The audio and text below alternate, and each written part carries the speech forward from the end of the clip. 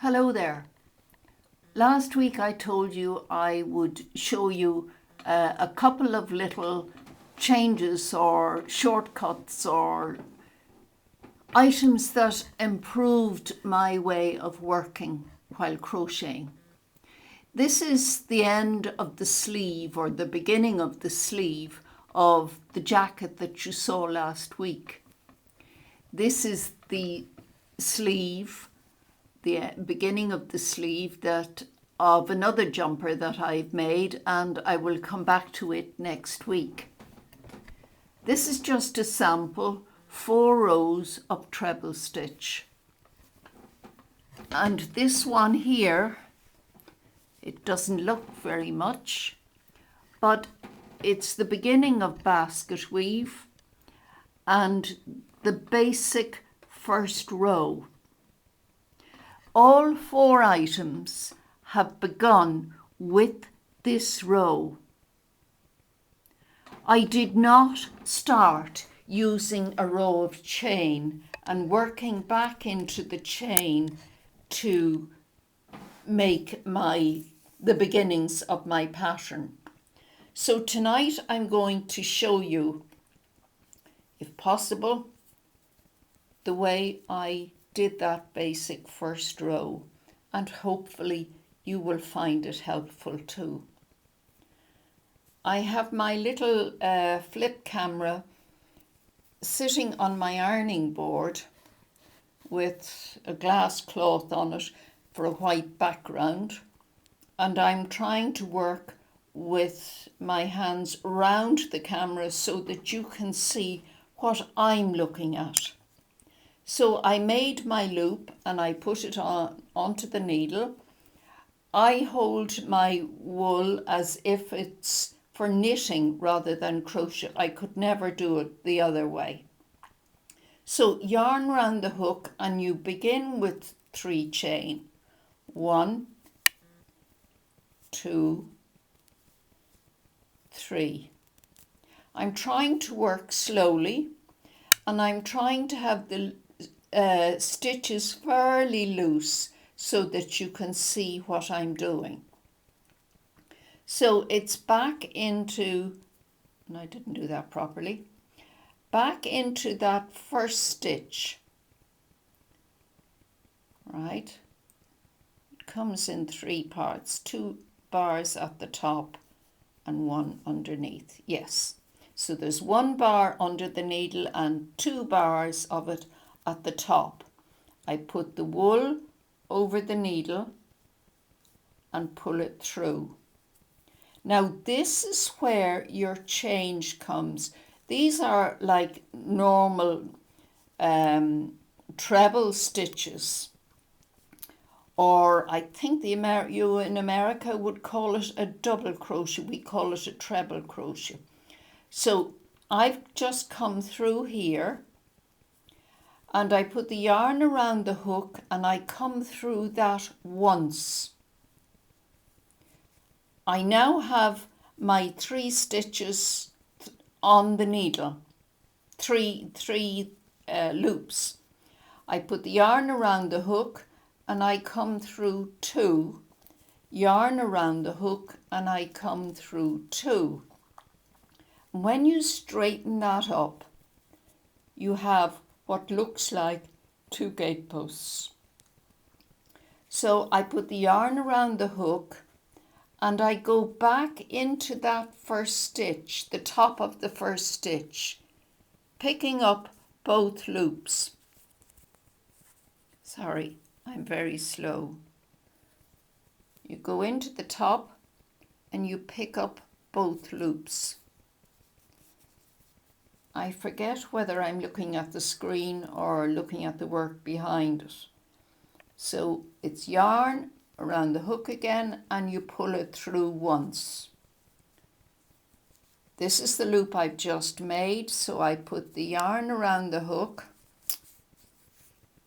and you pull it through that loop. Yarn around the hook and you come through 2.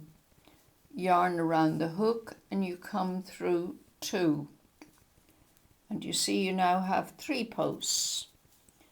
yarn around the hook, and you go into the top again, and it's yarn around the hook, and you come through and stop. This is where you're making your change. Yarn around the hook, and you go through 1 loop. Yarn around the hook and through 2. Yarn around the hook and through 2.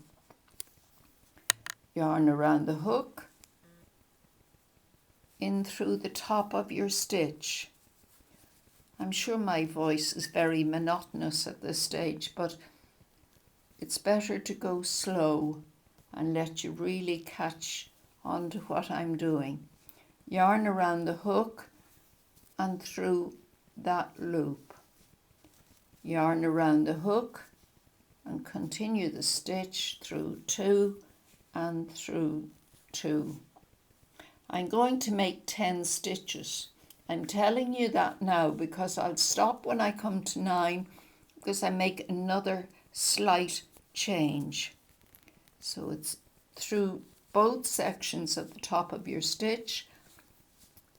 Yarn around the needle and you pull it through. You put the yarn around and go through 1 loop. Yarn around the hook, and then you go through 2. Yarn around the hook and through 2. When I'm working for a demonstration or a lesson like this, I try to work very slowly, and it makes me look like I'm starting all over again. I become clumsy. My stitches are loose. The tension is much less than it is when I'm normally working, but it's so that I can get through the stitches easily and that you hopefully will be able to see the stitches as we're going along. So yarn around the hook and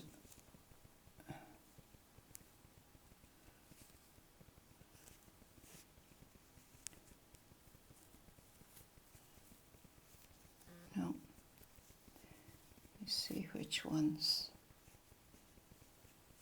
Yeah.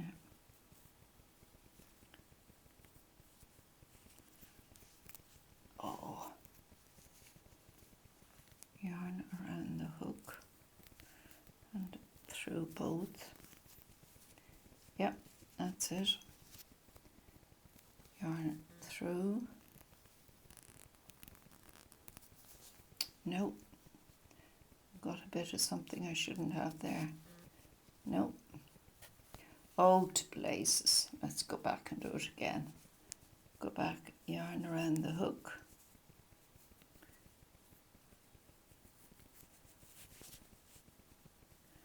Come on. That's it. Yarn around the hook through. That's it. And through 1, through 2, and through 2. That doesn't feel right. Is it right? Yeah, it is. Yarn around the hook. You go in through there.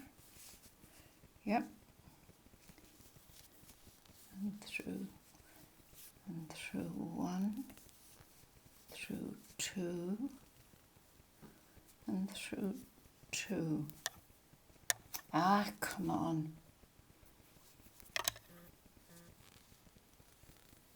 Okay, so there's 1, 2, 3, 4, 5, 6, 7, 8, 9. So I'm making my last stitch. Now again, there's a slight change in this one. You begin it as before. You go through and you have your 1 stitch where we made the change. Yarn around the hook and you pull it through once. But for the last stitch, you go round it again and through that 1 stitch a second time. Then you continue your stitch by going round the hook and over 2 and round the hook and over 2. And this is a bit loose, so it doesn't look as neat.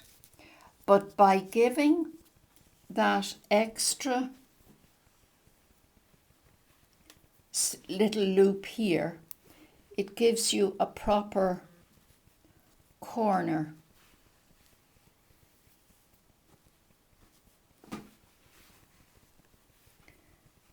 It finishes off the corner. It gives you a squared off corner by giving that extra loop there. And you work from there. Now, that's where you began. So you turn around and you work back along here. But it means that both ends look the same. But you know where you're going because that is the equivalent of that tag there. Right? This one here becomes the same as that. And you work back along this row in whatever pattern you want to do. I hope that's clear. I'll try and put it on paper for you.